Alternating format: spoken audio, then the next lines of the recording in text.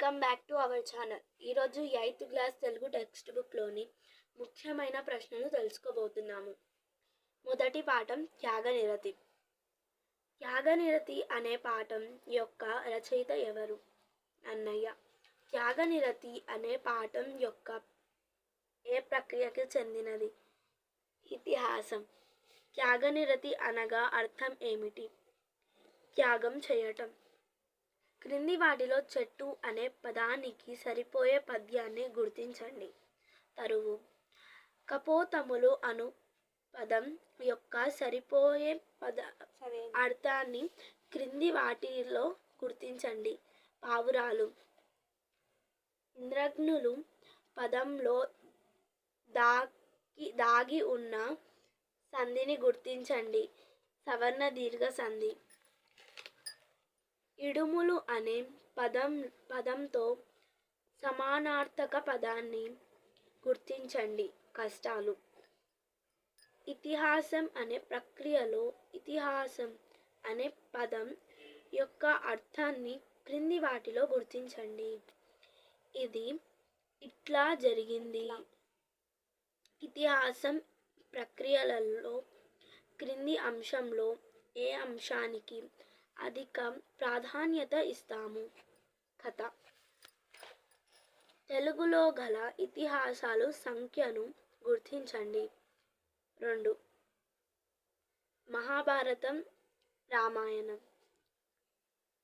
రాజరాజ నరేంద్రుని ఆస్థానంలో ఆశ్రయం పొందిన కవిని ఈ క్రింది వారిలో గుర్తించండి. నన్నయ్య.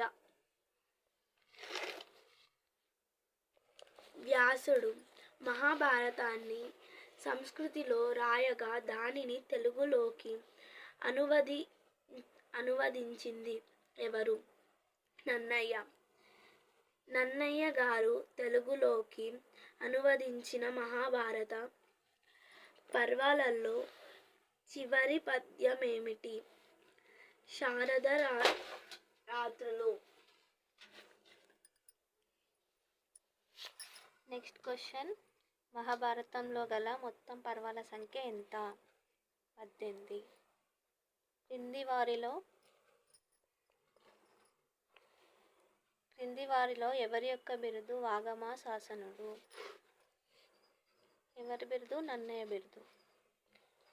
బుభుక్షితుడు రుచిని ఎరుగడు అనే వాక్యంలో గీత గీసిన పదం యొక్క అర్థంని క్రింది వాటిలో గుర్తించండి. బుభుక్షితుడు అనగా ఆకలితో ఉన్నవాడు అని అర్థం. అందరికీ పాడి చేయడం నాయకుని లక్షణం అనే వాక్యంలో పాడి అనే పదంకి నానార్థక పదంని గుర్తించండి. ధర్మం, న్యాయం. పాడి అనగా ధర్మం, న్యాయం. వ్యాసుడు మహాభారతాన్ని సంస్కృతంలో రాయగా దానిని తొలిసారిగా తెలుగీకరించిన నన్నయ్య కవి ఎన్ని పర్వాలను తెలుగీకరించాడు? ఆది సభ, అరణ్య పర్వంలో 4వ ఆశ్వాసం వరకు. Next question. త్యాగనిరతి అనే మన ప్రస్తుత పాఠ్యాంశం నన్నయ్య కవి తెలుగీకరించి ఏ పర్వంలోని ఏ ఆశ్వాసం నుండి గ్రహించబడినది? అరణ్య పర్వం తృతీయ శ్వాసం నుండి గ్రహించబడినది. నన్నయ్య కవి తన కవిత్వంకి కొన్ని లక్షణాలున్నాయని పేర్కొన్నాడు. క్రింది వాటిలో నన్నయ్య కవి యొక్క కవితా లక్షణం కాని లక్షణంను గుర్తించండి. కానిది అంటున్నారు కాబట్టి ఆనంద రసాభివృద్ధి. మిగిలినవన్నీ అతనివి. అక్షర రమ్యత, నానా రుచిరార్థ సూక్తి, నిధిత్వం, ప్రసన్నకథ, కవితార్థ యుక్తి అతని యొక్క లక్షణాలు. Next question. ఈ క్రింది వాటిలో సరైన జతను గుర్తించండి. మ్యాచింగ్. లోపలికి రావచ్చు అంటే అనుమతిస్తురు కదా, అనుమతార్థక వాక్యం. అల్లరి చేయవద్దు, నిషేధార్థక వాక్యం. చేయవద్దు, వద్దు అని వస్తే నిషేధార్థక వాక్యం. గిరి ఎక్కడున్నావు? ఇక్కడ ఆచరార్థక వాక్యం వచ్చింది, క్వశ్చన్ మార్క్ వచ్చింది. ఆన్సర్ లాస్ట్ది చూడాలి. క్వశ్చన్ మార్క్ కాబట్టి ప్రశ్నార్థక వాక్యం. So answer DBA. Next question. సవర్ణ దీర్ఘ సంధి నియమాల ప్రకారం ఈ క్రింది పదాల్లో ఏ పదం సవర్ణ దీర్ఘ సంధికి ఉదాహరణగా చెప్పబడదు అంట. ఇంద్రాగ్నులు, ఆహారార్థం, శౌర్యది ఈ 3 సవర్ణ దీర్ఘ సంధి. ఇదొకటి నేనిట్లు సవర్ణ దీర్ఘ సంధి కాదు. ఆన్సర్ ఇది నేనెట్లు ఆన్సర్. నన్నయ్య ఒక తెలుగు వ్యాకరణ గ్రంథంని సంస్కృతంలోనికి అనువదించాడు. ఈ గ్రంథం ఏదో ఈ క్రింది వాటిలో గుర్తించండి. ఇది ఆంధ్ర శబ్ద చింతామణి. నిన్ను సత్యధర్మ నిర్మలుగా విందు అనే పద్యపాదము ఈ క్రింది వాటిలో ఏ పద్య రకానికి చెందినది? ఆట వెలది. ఈ క్రింది వాటిలో సరైన జతను గుర్తించండి. మ్యాచింగ్. ఆహా ఎంత బాగుంది ఆశ్చర్యార్థక వాక్యం. రమ చక్కగా పాడగలదు సమర్థార్థక వాక్యం.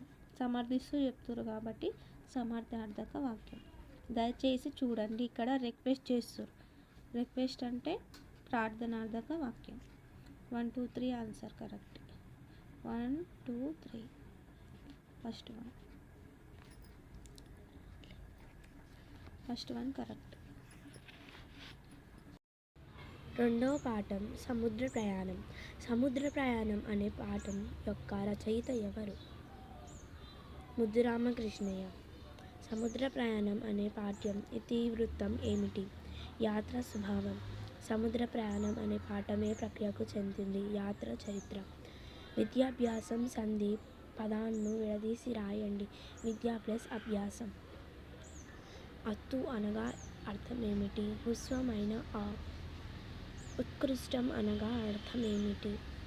గొప్పది. యాత్రల వల్ల వచ్చిన అనుభవాలను వివరిస్తూ రాస్తే అది ఈ క్రింది వాటిలో ఏ రచన అవుతుంది? యాత్రా చరిత్ర అవుతుంది. సముద్ర ప్రయాణం అనే పాఠం ముద్దు రామకృష్ణ గారి ఏ పుస్తకం నుండి తీసుకోబడింది? నా ప్రథమ విదేశీ యాత్ర. నిరక్షరాస్యుల నిర్మూలన కోసం ఈచ్ వన్ అనే గొప్ప ఉద్యమాన్ని ప్రారంభించిన కవి ఎవరు? ముద్దు రామకృష్ణయ్య. అందే వేసిన చెయ్యి అని జాతీయం యొక్క అర్థాన్ని గుర్తించండి. పనిలో నైపుణ్యం కలవాడు. నూరేళ్లు చల్లగా జీవించు అనే ఆశీర్వచనంలో గీత గీసిన పదంలో దాగి ఉన్న సమాసాన్ని గుర్తించండి. నూరేండ్లు దిగు సమాసం. ఒక ప్లస్ ఒక అనే విడదీయబడిన సంధి పదం కలువగా వచ్చే పదాన్ని కింది వాటిలో గుర్తించండి. ఒకానొక. సంధిని విడదీసినప్పుడు ఏర్పడే మొదటి పదంలో చివరి స్వరాన్ని ఏమని అంటారు? పూర్వస్వరం. సంధిని విడదీయగా ఏర్పడే రెండో పదాన్ని చివరి పదంలో మొదటి వర్ణాన్ని ఏమంటారు? పరస్వరం. క్రింది వాటిలో సరికాని జతను గుర్తించండి. చలినంత. చలిన ప్లస్ అంత. సీతయమ్మ. సీత ప్లస్ అమ్మ. మేనత్త. మేన ప్లస్ అత్త. రాకేమి. రాక ప్లస్ ఏమి. కొన్ని పదాలు సంధి జరిగిన తర్వాత కూడా అచ్చం ముందు పదంలాగే ఉంటాయి. అలాంటి సందర్భాలలో ఈ క్రింది ఏ ప్రక్రియకి సంబంధించి ఉండవచ్చు? నిషేధం. క్రింది వాటిలో అత్వసంధి యొక్క నియమాన్ని గుర్తించండి. అత్తుకు అచ్చుపరమైన సంధి బహుళం. క్రింది వాటిలో సరైన జతను గుర్తించండి. విద్యార్థులు సవర్ణ దీర్ఘ సంధి. వీరందరూ ఉత్వసంధి. ఏదైనా ఉత్వసంధి. రామయ్య అత్వసంధి. 4213 మూడోది. ఈ క్రింది వాటిలో సమాస పదాలు మరియు వాటిలో దాగి ఉన్న సమాసాల పేర్లతో జతలుగా కూర్చడం జరిగింది. వాటిలో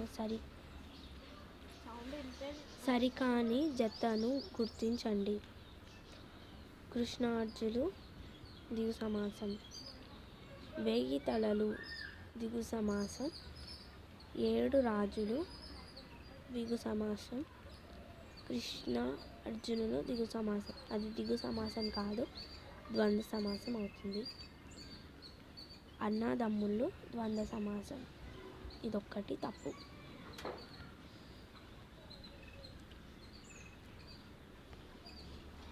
ఒకే సంధికి సంబంధించి సంధి జరుగుతున్నప్పుడు కొన్ని సందర్భాలలో వైకల్పికంగా, నిత్యంగా, నిషేధంగా, మరికొన్నిసార్లు అన్యాకరంగా జరుగుతుంది.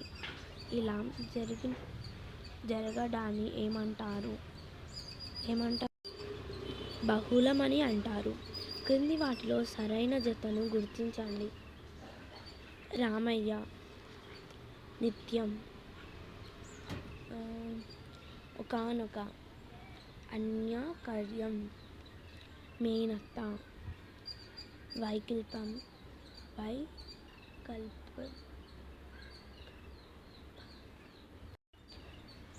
మేనత్త, వైకల్పికం, సెలయేరు, నిషేధం. 4, 3, 2, 1 రెండవది. 4, 3, 2, 1 రెండవది.